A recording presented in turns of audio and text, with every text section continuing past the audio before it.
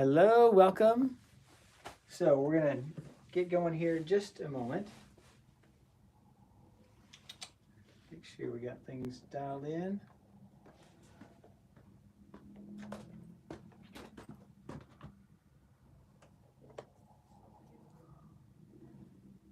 Thanks. Go ahead and plug that in for me.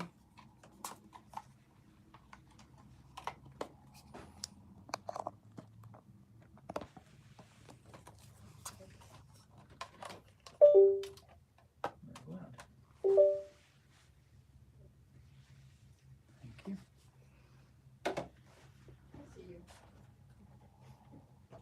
All right. Anybody watching yet?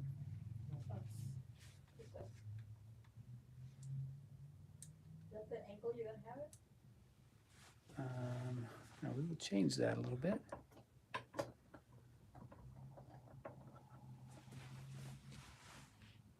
There we go.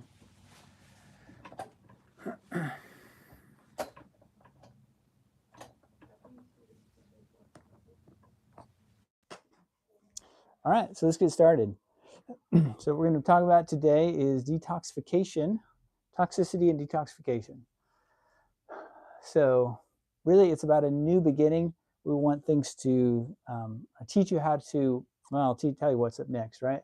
These are the answers you should know. Why no one knows why you are sick, right? The power stronger than genetics that you can influence. How some detox cleanses are harmful. Why the wonder cure was a dud for you. The natural effective solution for your symptoms, and simple steps you can take today. Right? So toxicity versus disease versus dis-ease. So let's get some terms. True toxicity is having more of one or more chemicals or environmental influence in your body than you can handle. And it causes dis-ease. What does that mean? So there's a hyphen in that word. So it's not disease, it's dis-ease. So it comes before disease. It's non-specific tissue dysfunction that may or may not have associated signs or symptoms. So when you go to most of the medical community, they'll go, well, what's that? Or they'll check your symptoms and they'll go, you don't have a disease. So they're looking for infection, trauma, and disease. And if you don't have those, they say you're fine. Well, it's because they're not looking for dis-ease, which is some dysfunction before you actually get a disease. All right, so what are the symptoms of dis-ease? There are many, but here's a few common ones. Excess weight, especially body fat, especially visceral fat, hormone imbalance, headache, fatigue, fibromyalgia, joint and muscle pains, sleep problems, allergies and autoimmunity, brain fog, and low immune function. Does that sound like you? So lost in the system, are you lost in the system, or is it a system that's lost? So specific tissue damage or disease. So that's what they're looking for. Can be measured in the blood, can be seen in the microscope. Similar deficiencies and toxicities do not cause the same symptoms every time. So it's hard for the system to figure out, hey, what's going on? Because you don't have the same thing as the last 7 people that had this. So, but if you have they'll call it a syndrome. If they don't know what it is, oh, you have a syndrome. So that's a curse disguised as a blessing. They'll go, oh, you have chronic fatigue syndrome or some other syndrome, which means they got a label with no solution. Maybe some medications they're working on, but basically they go, oh, well, you've got that syndrome, so it's no surprise that you have this problem. You have this pain, you have this fatigue, you have this intestinal problem. I'm not surprised. So we're not really looking for an answer anymore because you've got the syndrome. We've already given you the diagnosis. All right, life of the deceased person, one specialist after another, rheumatologist, gastroenterologist, neurologist, psychologist. Do you see these people more often than you see extended family members? You have disease. One medication after another, anti-inflammatory, antacids, antibiotics, anti-pain, antidepressants, anti-everything, trying to fight a dis-ease with disease, infection, and trauma tools. It just doesn't work. So genetics, they're like a computer chip. And we thought there was going to be this hope for a cure. So once we mapped the human genome, it's like, now we're going to know everything. It's like, well, oops, we didn't quite have that figured out. So individual dysfunction or biochemical individuality. You may have two people that are identical twins. They're not identical, right? There's something different about them, many things different. So as hair and personality vary, so do individual biochemical needs and ability to handle them. So SNPs, that stands for singular or single nucleotide polymorphism. That just means there's a little change in the genetic code. Tiny but common and numerous differences between individuals. Genetic code causing biochemical individuality. All right. But there's more than that. There's epigenetics. This is the thing that's more powerful than genetics. What is epigenetics? It's what you do. What about the program? This is like the program, whereas the genetics is the hardware. So H&M, what is that? That's histones and methylation. They actually knew about this even when I was in school 30 years ago. They talked about histones and methylation. They didn't have this word epigenetics, but now it's more commonly known. And so inherited genetic factors make up a minor, up to 42%, contribution to susceptibility to most types of cancers. And then these epigenetics are things that some of them may be inherited. They're not genetics, but they are modifications on the gene, and they can be inherited, but then you also can turn them on or off with lifestyle and habits. And then ACEs, childhood, what do these stand for? I forgot what ACEs stands for. So childhood traumas, basically, versus resilience. So you can have the trauma. There's no control over whether you had these traumas, but there is control over resilience, which is maybe other experiences you've had or choices you make, influences that you can have that reduce the effect of these childhood traumas. And these ACEs, they are really predictive. If somebody doesn't have a lot of resilience input, some good input, then these ACEs are pretty predictive of future disease and dysfunction mentally, physically, and chemically. All right, nutrigenomics. What is like the programmer? So this episode in Time, which was now very old, why your DNA is not your destiny. So even Time magazine figured it out. So genetic tendency does not equal your destiny. So disease, phenotype, that's your genetic expression. So there's genes and then there's genetic expression. So can you change your genetic expression? Yes, you can. Can you change your genes? No, you can't. So there's maybe genes for all these different things, but this doesn't necessarily mean you're going to have these. Certainly there's a greater tendency if you have those genes, but not necessarily your destiny. All right, dysfunction of our body. So we have genes plus environment minus internal and external, or plus internal and external. So it depends on how you handle it. And so you can modify your genetic expression by what you eat, drink, breathe, how you think, move, and sleep. And there are other modifiable factors, your body structure or subluxations, which we correct with chiropractic adjustments, intestinal environment, if you have imbalance in gastrointestinal bacteria or yeast overgrowth, leaky gut, things like that, and your body's ability to detoxify. And that can be affected by these things as well. So the environment leads to disease, high exposure plus low ability to detoxify.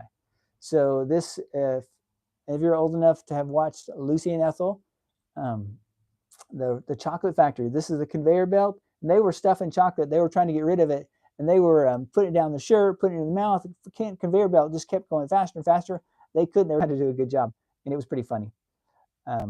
It's like your liver. Lucy and Ethel are like your liver. So exposed to toxins, and if you can't handle it, if you get overloaded, your body's designed to handle it, but if you get too much, you become overloaded, and then stuff that may be barely toxic becomes highly toxic. This is a great diagram showing detoxification, unhealthy function versus healthy function.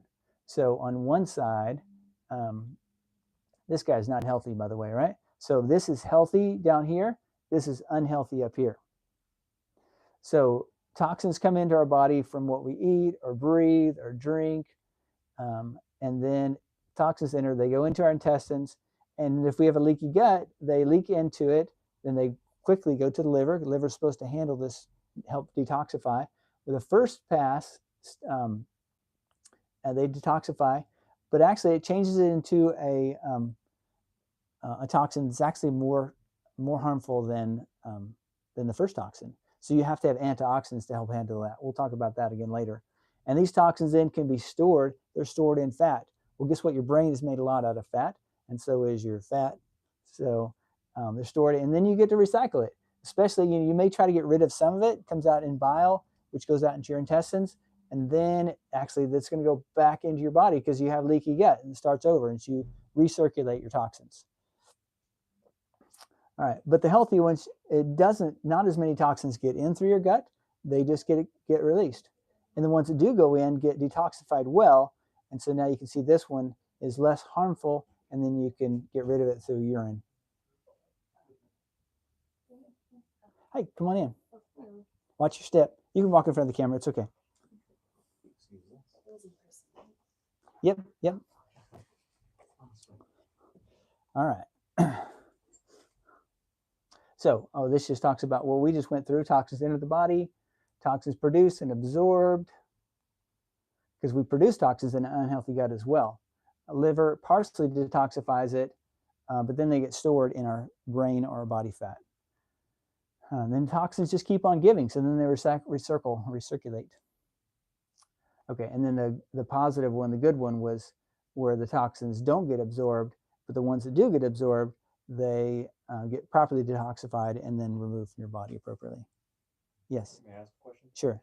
So what determines whether a toxin gets, removed properly? Yeah. Removed properly or not? Yep. So we'll talk about all of those things tonight. So we talked a little bit. Genetics is part of it, but what you eat, drink, breathe, and how you think, sleep, and move affects that as well. But then we'll give you specific steps tonight. So if I don't get it answered well enough for you, then ask me again later. Okay, toxins affect our health through what we eat, drink, and breathe. Speaking of which, okay, so there's some bad news first. We're going to talk about the need for detoxification. So half of almost every type of cancer can be traced back to food intake.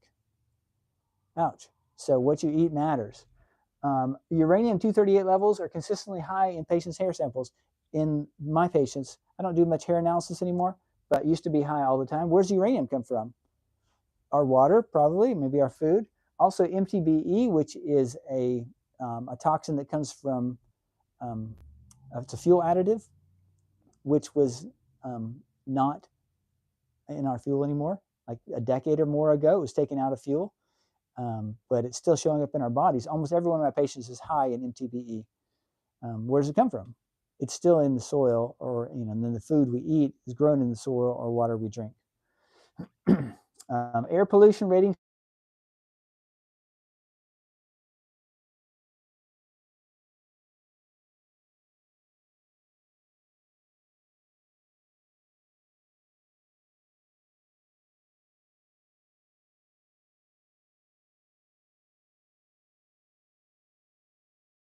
In the Central Valley, and they found that these increased risk, depending on if you're within a mile of sprayed crops, you have this much increased risk. And then the longer you live there, the more increased risk you have. All right, you were eating and drinking heavy metals: lead, mercury, cadmium, arsenic, nickel, and aluminum. Lead continually found in even children's toys that were thought safe. So we've heard this a number of times. It's like, oh, now those toys are removed. We got them from China because we get everything from China. And we're like, oh, turns out those plastic toys had lead. Like, what are you doing with lead in children's toys? I don't know. Sacramento, 23% of those tested, 6 to 21-year-olds, had unsafe levels. I just checked this one a few days ago. So unsafe levels, as far as the FDA is concerned, 23% of those 6 to 21 years old had unsafe levels of lead in their blood. Okay, damaged organs may slow reading, reasoning, talking, academic progress, and cause behavioral problems like hyperactivity. Other signs and symptoms: neurological, physical, etc. It says kind of everything, right? So I won't read all of this, but you're eating and drinking chemicals. Most common solvents: cleaning materials, formaldehyde, pesticides, herbicides, air fresheners, food additives. Are these in your house? Every time I smell air freshener, I'm like, right? If it's an essential oil, natural one, then that's fine, right? But the Febreze or the stuff you put in the laundry, right? Those things that smell, it's like, get that off my body. Beeswax candles are a better alternative. Yeah. So something more natural. All right, signs and symptoms: depression, headaches, mental confusion, mental illness, abnormal nerve reflexes. So we check, reflexes on everybody. We find them diminished in a lot of people. And then as we improve their spinal function and their nutrition, often these reflexes improve. So that's improved. That's a way we can measure the nervous system really accurately. Example, if I say a man, he was using Roundup, his body was paralyzed for over a minute. So this was my patient. He had Parkinson's, and we just did this lab test on him and found that one of the toxins he was not just exposed to, but he was immune reactive to, which is a little bit different. Even more, it's worse. So he came back as I was going over these results, and he's like, "Oh, I was at over at the coast spraying around the house, spraying Roundup, and I was like stuck, and for 60 seconds I couldn't move." It's like, that's a long time when you can't move your body. And found out now that Roundup had a chemical in it that was, I think it's probably bad for everybody, but it was uniquely bad for him. I said, never touch that stuff again, and move to the coast. Was it the glyphosate? I don't remember. It was a while ago. All right, and then numerous chemicals in infants' umbilical cord blood. We think of them as all pure, but if it's in us, then they may find it in them as well. Question: What is yes. Roundup? What is Roundup? Roundup, yeah. Okay. Yeah, and it's not just stuff, we can use it, right? But it's also on all of these crops, and they design crops so that they can handle Roundup. And so then they can just pour it all over all these crops, and they don't have to worry about it hurting the crops. It just kills the weeds because the crops are genetically modified to handle Roundup, which may be a problem in and of itself. Okay, so dirty dozen, clean 15. So have little cards, and if you're here, you get one. If you come by, I'll give you one as well. So these are the dirty dozen are 12 fruits and vegetables that are commonly high in pesticides when they test them. Yeah, strawberries are one of the worst, and because you can't clean them. It's like, how do you wash the pesticide off of a strawberry? It's got a skin that's it's like a sponge, right? It's like you can't get anything off of that. So here's a good thing though. If it hasn't rained, then even around here, I asked an organic farmer nearby. I said, "What about stuff you buy at the on the side of the road? These awesome strawberries." He said, "If it hasn't rained anytime recently, then they're probably clean, because they don't want to spend a lot of money on spray they don't need. But if there's been any rain or a little moisture, then they're going to spray the heck out of those things because they'll get all moldy, and you can't have that." So there you go. And then the dirty dozen, those are the dirty ones. The clean 15 are the ones that tend to be the lowest in pesticides. So, but if you get something organic, then yeah, it's not going to be perfect. Because they come up with organic pesticides too, which may or may not be good, but they're more likely to be good. At least they're trying. Whereas the other ones, they're not really trying. They're just doing whatever they can legally do. All right. You are breathing and absorbing chemical toxins. Formaldehyde? Really? So that's the stuff they put on dead bodies, right, to keep them from rotting. So where do you get formaldehyde from? High exposures to these jobs: beautician, pharmacist, mortician, of course, right? Chemist, lab tech, doctor, nurse of any kind, firefighter, because a lot of these chemicals, these formaldehydes, are used as flame retardants, I believe, also. So yeah, poor firefighters. A house starts burning, and there's all kinds of crazy chemicals coming off of there. Photographer, but they're using, well, this is old, right? So photographers aren't using chemicals anymore to develop their films. And printer. Those are like a laser printer, whatever. You got all kinds of chemicals coming off there. So high correlation, 30% increased risk of ALS, amyotrophic lateral sclerosis. That's basically that's a lesion or damage in your spinal cord. Lou Gehrig's disease, pretty bad, progressive condition. 30% increased risk if you're in any of these professions and exposed to those toxins. Press board, which is all of our furniture is made out of this. If it's not solid wood, it's this press board stuff, right? Like IKEA stuff, right? It's like when you get water on it, it just melts. That's press board, or something like it. Flame retardants strongly correlated with low thyroid function in women and low virility in men. House dust? What? Yeah, I don't know exactly where it's coming from, but they found a lot of this flame retardant in house dust. There's little dust bunnies on the floor. I don't know who thought of testing that, but and so where does it come from? Well, it comes from, let's see if I have mattresses, couch. All these things have to meet certain requirements to be flame retardant. Well, the way they do it is they saturate them with these flame retardant chemicals. All right, pesticides, organophosphates, organochlorides, PCBs, although banned in the US since 1979, they're still in our body and in babies' umbilical cords. Of the 287 chemicals we detected in umbilical cord blood, we know that 180 cause cancer in humans or animals.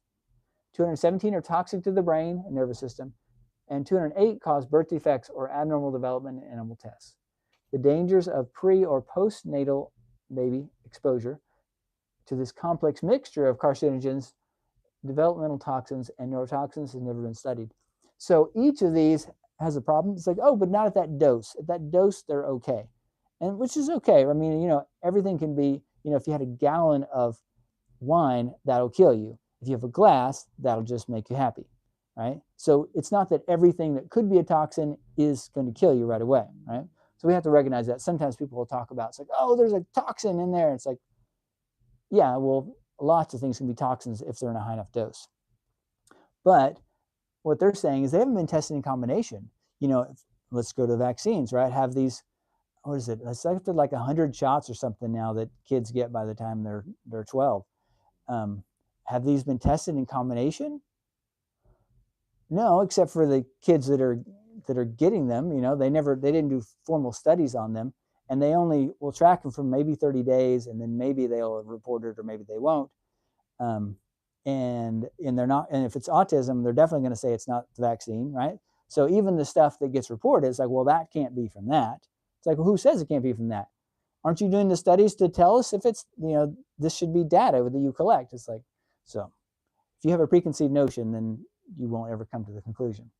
So not surprisingly, multiple toxicants can act synergistically, combined, to induce more devastating effects. All right, so pesticides, let's see, here we go. These chemicals are commonly found in our blood. Even low dose amounts of POPs, I forget what that stands for, predicts the probability of having obesity, dyslipidemia, that's like high cholesterol or cholesterol problems, and insulin resistance, which is a precursor to type 2 diabetes. Persistent organic something. I'm getting closer. It's almost coming back to me. All right. Electromagnetic pollution may affect your health. So this is like cell phones. If you could open your eyes and you could see right now, this is all you can see of the electromagnetic spectrum. This is what you see. If you could open your eyes and see all of it, well, you wouldn't be able to see anything because our everything would just be so full, right? And you think about how many people could call you right now and get immediate service. So that's these microwaves, in this case, that are floating around. Not harmful necessarily, but maybe, I don't know. So radio waves, microwaves, cell phones, all this stuff's coming around.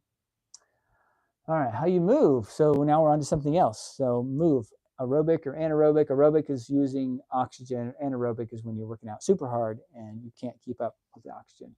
Posture and range of motion, those are important as well.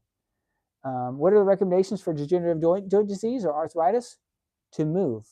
For even people who have joints that are starting to wear out, movement is key to their improvement. Heart disease, high blood pressure, cancer, osteoporosis, headaches, carpal tunnel, everything has been shown to be improved with movement. Alzheimer's, Parkinson's, it's key. Oh, this is a good one. Sedentary associated with up to 50% increase in breast cancer, colorectal, and endometrial cancer, ovarian, and prostate. So move it or lose it. All right, mental, chemical, and physical. Stress causes spinal subluxations. So mental, chemical, and physical stresses. Macro, that's big stresses like auto accidents or family member dying or something like that. Micro is little ones. That's posture, that's watching too much news, things like that. So those stresses interact with each other synergistically. That leads to subluxation, that leads to symptoms.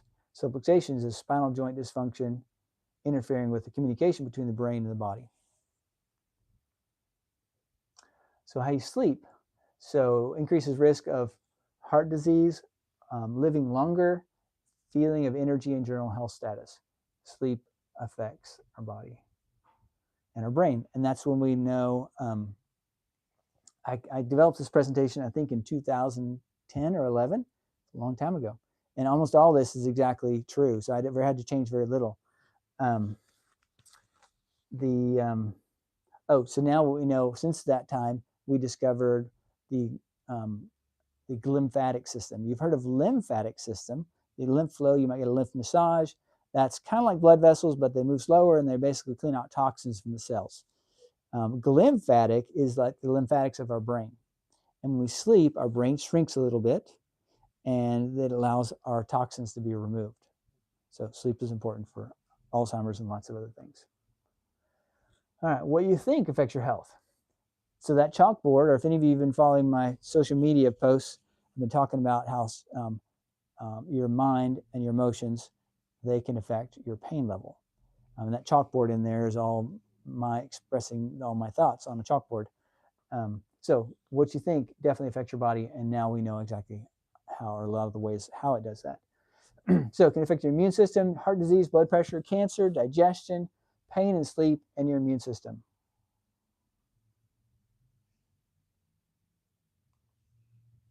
Okay. Intestinal function affects your health. Maldigestion, which is not being able to digest properly. Leaky gut, which is where you're, it's not like diarrhea, it's when you leak toxins or incompletely digested food particles into your bloodstream, and then your immune system reacts to it, and you may get autoimmune reactions. So like Hashimoto's, where your body's attacking its own thyroid. Multiple sclerosis, gastrointestinal disorders are known to cause significant neurological symptoms similar to multiple sclerosis. Psoriasis, which is skin and joint disorder, allergies, cardiovascular health, osteoporosis, all have associations or cause and effect with intestinal function. So what are the modifiable causes of health? What can I do to change these things? Eat what you eat, drink, and breathe, how you think, sleep, and move. So I want you guys to know you have a lot of control over your health.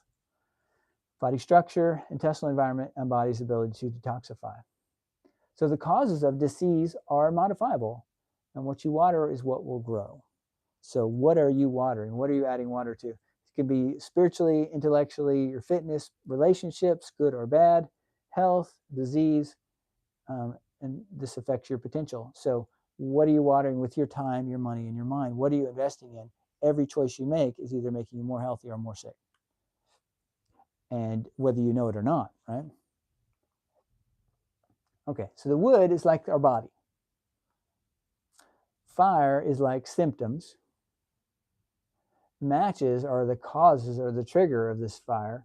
And paper is a weakened body. So obviously you're going to be able to light that log on fire a lot easier if you've got the paper underneath it. That's your weakened body. So we want to build our body up so we can handle.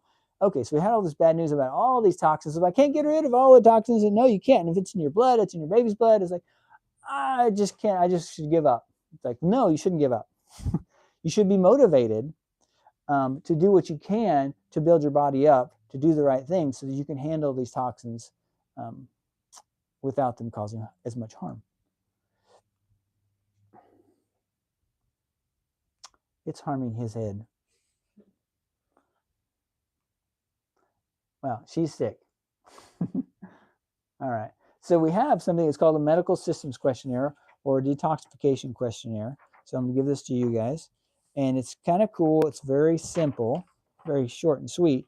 And there's sections on like mind, eyes, ears, nose, joints, and muscle. And then you score it 1 to 4. So we won't do this right now. But that's a good way to see. And then on the back there is, there's not a scale on it, but I'll tell you.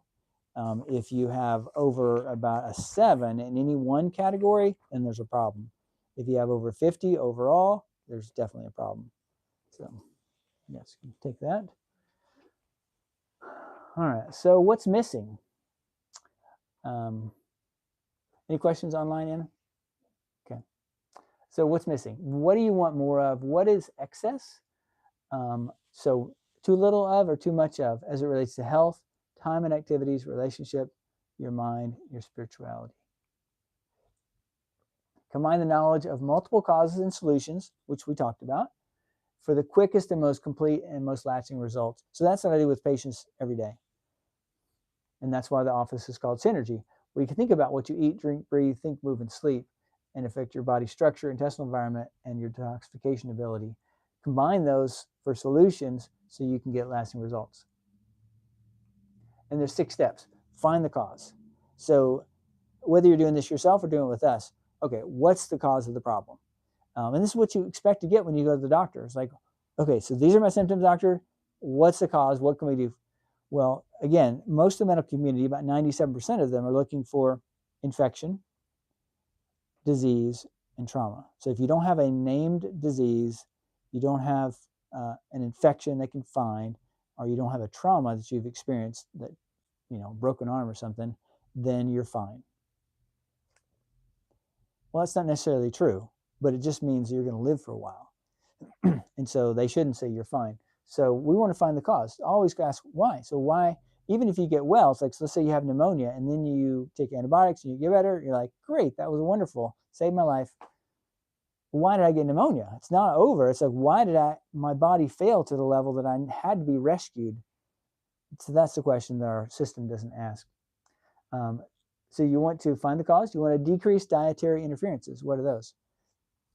Things like food sensitivities or just bad food, right? Ultra processed food, most of the center of the grocery store. Right? Increased dietary promoters, more so the stuff on the outside, the grocery store, or outside of the grocery store entirely, right? So, farmers market, things like that, right? Grass fed, if you can. Move and use your body correctly. So don't sit for more than 30 minutes without moving around. Exercise moderately, at least 3 times a week. Supplement as needed. So sometimes we'll do lab testing to check for this, reevaluate the cause so we can go back and keep dialing things in. All right, so increased dietary promoters. So we mentioned that. So what are some things that do that? So we talked about different phases of detoxification. If you remember that diagram with the guy bent over and intestines and the liver. So phase 1 detoxification requires nutrients. So if you're properly nourished, then you can handle those toxins. So these individual nutrients, these B vitamins, vitamin C, this should be flavonoids. There's an L there. So flavonoids, those are things that come in colorful fruits and vegetables. Indoles, this is B6, B12, iron, zinc, selenium, magnesium. And then antioxidants for those phase 2. Remember I said when it's detoxified initially, it actually becomes more toxic. Like, oops. So you have antioxidants to handle those reactive intermediates. So flavonoids, that goes back to this. These are plant phenols, herbs, teas, colorful fruit, veggies, legumes that have those. And then CoQ10, that comes from meat, like beef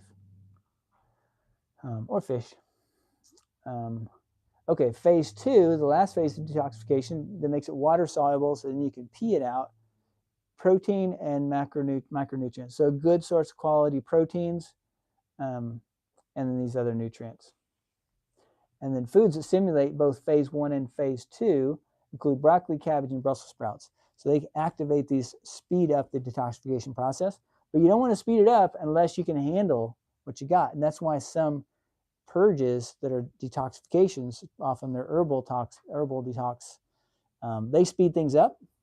They may have silymarin or things like that, or extracts of these, and they may speed things up and you make it worse. Or they say, stay close to the bathroom because you don't know. It's like, that's a purge, and it actually helps a lot of people, but it harms some people too because they're just not ready for it. So you want to make sure you have a good foundation. All right, what is a detox? So you want a detoxification, decreasing the input of bad things, increasing the output of bad things. Yep, so less bad stuff in, more bad stuff out. So how does it work? Water only fasting would be one example. That you have less toxins coming in because you're not taking anything in pretty much, and you're getting rid of stuff. So there's benefit to that. Exercise, sweating like saunas and steaming, you're not getting any less stuff in doing that, but you are getting stuff out faster. So you want to make sure you're drinking a lot of water, of course, right? Ionic or osmotic baths. Those are like foot baths. I don't know how well they work, but they do pull stuff out. It seems scary, right? People talk about this sludge or black stuff that came out. And I talked to a developer of one of those at one point, and he's a really honest guy. He's like, yeah, we don't really know what that is. I'm like, they don't have a lot of money. It's not like they're a huge company. These are little companies. Like they can't do, $250,000 research to really figure all this out. So we know it's coming out of the body. We're not really sure. Is it bad or is it good? We don't really know. But it's definitely pulling stuff out. So I don't know. Herbal detoxification. That's those, they speed up the process often. Emotional and mental, like a fast from social media or news, right? So that can be really good. Metabolic and nutritional. So what is that? That is using nutrition, supplementation, and diet to make sure you have all the nutrients for all those phases of detoxification. And so that decreases, if you have the proper diet, you're decreasing toxins coming in and you're increasing your ability to get rid of them naturally. So I like that. Modified fasting, that would be kind of like fasting, but just eating less or eating less variety of things. And binding agents, chelators, it's like charcoal or bentonite clay. These increase stuff going out, but sometimes they bind all kinds of things, right? They'll bind minerals as well, which you want to absorb. And so you have to be careful. I wouldn't go on those for a very long time. But if you're detoxifying pretty strongly, then you may do that for a short time. But just recognize you're going to be getting rid of good stuff as long as bad stuff as well. It binds to it and then you poop it out. Colonic integration, enemas, so those are kind of scary. But often they're very effective. They can be really good for people who are packed up with poop. All right. Central Valley Cleanse. So we're coming toward the end of this. We're almost done. So these are some different ones that I recommend. Central Valley Cleanse. This is a 4-week-long comprehensive. What is all this? What you eat, drink, breathe, think, sleep, and move. All right, we talked about that a lot. This program is super comprehensive. It's one I developed. Took me forever. And we've got eating plans, menus, shopping lists, the whole thing. So you just take the shopping list, go to the grocery store, get what you need, right?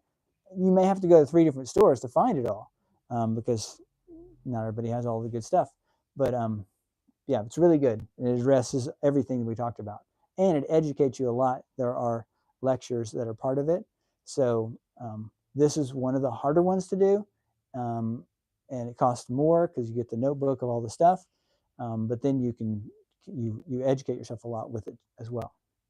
And then we have some with that there is a food only option that's also included with it. But you can also use the Ultra Clear or what's called SP Complete, which is different. I'll talk to you about that in a minute. But this is that metabolic. It's got carbohydrates, fats, and all those nutrients for detoxification. So make sure that you are properly supported all the way through. Okay. Clear change. That's this one. So there's a 10-day clear change, and then there's a 28-day or 4-week clear change. So both those are really good. These are actually the most popular ones because they're just easy. People like easy. Now, this is not all natural. It's really good. It's really well researched. It's an amazing company. They do well for people, and people get really good health response from this. But it's not all natural. It's not like this is all just food in here, right? So most nutrients are not all natural. So there's another one that I like even more for ongoing, but this is simple. This is tasty. Okay, there you go. It's all in there. And there's also the eating program that goes along with that. It's pretty simple. There's some modified fasting in there as you go to eat just more of this and less food for a short time, and then you start to reintroduce foods, so then you can see where you react to. Same thing in the 4-week cleanse happens there. All right, and the SP Simple Cleanse, it's 3 weeks. It's the most simple. You can use this, or you can use the SP Complete. SP stands for Standard Process. It's a green or brownish canister to make it. You realize it's more food based than engineered stuff, nutrients. And so that one, there is a whey component, whey dairy sourced protein. So it's not, most people aren't reactive to that, but some people are. So some people really need this and not the SP Complete. But I like the SP Complete because it's just natural foods. Standard Process is good about that. They just use foods. And so they're not going to have high doses of stuff, high doses of specific nutrients, because they're just using lots of food, kind of concentrated food, but it's just food supplements. And then there's a diet that goes along with that as well. That's pretty simple. All right. Okay. Any questions so far? We're just about done. I know you were talking about binding agents earlier. Is chlorella one? I've heard it's really good for removing microplastics. Yeah, I don't know. I can't speak to that. So chlorella is good. As far as removing microplastics, I haven't heard. So, but yeah, it's. Well, not microplastics, metals. Okay, yeah. So for kind of a chelating agent. So I would like chlorella better than I would charcoal or bentonite clay. So because it has other nutritional benefits as well. Yeah, chlorella has been used for a long time. Did that answer your question from earlier? All right, and then some? Yeah, good, yeah. All right. Okay. This is the ultra clear. So on this, so we'll give you, Anna, do we have this QR code? Okay, so we can hand that to them. So you guys can go on here if you want. You can purchase this with us, or you can just purchase it online if you want to. But there's some pretty cool resources on here. So there's a 10-day program, there's a 28-day program. They have other nutrients for post-detox support. And then in this box comes these things for the 10-day one. I like the 28-day because you're going to get more done in 28 days than you are in 10 days. But for some people, it's like, I can't imagine going that long. It's like, okay, just start with something. And you're not like you're starving yourself. There's an eating plan with all this, but you're going to be making food as opposed to buying it prepackaged. And so there's more work to it for sure, but it's good. All right. So health restoration now and skills for a lifetime. So this is what I want you to get out of this. Think about what you eat and what you drink, what you breathe. By the way, what you breathe, if it's a clean day in the valley, if it just rained, guess what tomorrow is? A burn day. Because people, it's clean enough air. They're like, okay, now you're free to burn those piles or whatever, because there's not so many, the toxin level is not so high. So then the Valley Air District says, okay, now you can burn. So that's why sometimes you're like, oh, look at the mountains, they're beautiful, And then 1 or 2 days later, you're like, man, I could see them better a week ago, and now I can't see anything. Yeah. It took me about 10 years to figure that out. I'm like, why is it so much worse? Like, oh, yeah. Okay. So what do you do about that? Well, maybe you have an air filter in your house or at your work or an air purifier, and then you make sure you're eating well. These other things, chemically, you're supporting your body's detoxification as well as you can. Move, right? Don't sit around too much. Move is key. Sleep well, and 7 to 9 hours, and try to sleep hygiene is like your sleep environment, and not having bright screens before bed, calming your mind before bed. So yeah, no watching CSI. Bless you. You know, watch the CSI before you go to sleep, right? You know, watching news right before you go to sleep. So I do that sometimes. But then you may be solving the world's problems while you're trying to sleep, you know? So if you wake up, you're like, I just don't feel rested, you know, or my teeth are, my jaw's sore. It's like, yeah, you need to practice relaxing before you go to sleep so that you more automatically make that relaxing choice while you're asleep, because it's really hard to control what you're thinking when you're sleeping. So the way you do that is you train beforehand. What you think? Okay, this is our last slide. Are you sowing? Like sowing grain, right? So are you sowing? He who learns and learns and acts not on what he knows is like the man who plows and plows, but never sows. So why don't you guys share something you've taken away from tonight that you think you can act on? I mean, I don't know where to start here with this. I mean, I'm just shocked that even the way that you think, you know, is affects, you know, your overall health with detoxing. I mean, granted, I know with like, let's say, I mean, let's take a negative person, you know, someone who's always upset and angry. I know that it can, you know, cause like heart attacks or you know, strokes or something like that. But you know, for it affecting like the detox process as well, I'm shocked. Yeah, yeah. It's just some of these like the dirty dozen. I was like, Oh, yeah. we bought a lot of these. Right, right. Yeah, just like. Yeah, and even the dirty dozen, there's a bunch of good foods. There's a bunch of healthy, there's a bunch of good nutrients in those. Even some healthy food isn't safe. Yeah. So then how do you, what kind of choice, how do you make them safe? Because you can. How do you make them safe? Take, what's one of the foods you eat on there? You're like, oh, this is, I love to eat this. Well, like I said, we recently bought strawberries. Okay, so apples. so what do you do to make strawberries safe? We wash them. Yeah, that didn't work so well for strawberries. So you just make sure you buy them organic, Oh, okay.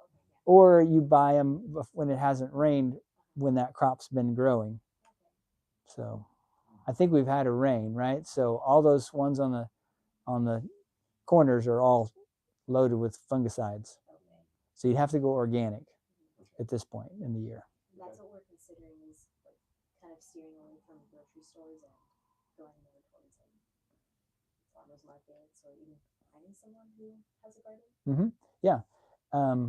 And you might be able to find somebody who has eggs, right? And they sell them at farmers market. But what's that? My coworker, she owns hens. So okay. Yeah, yeah.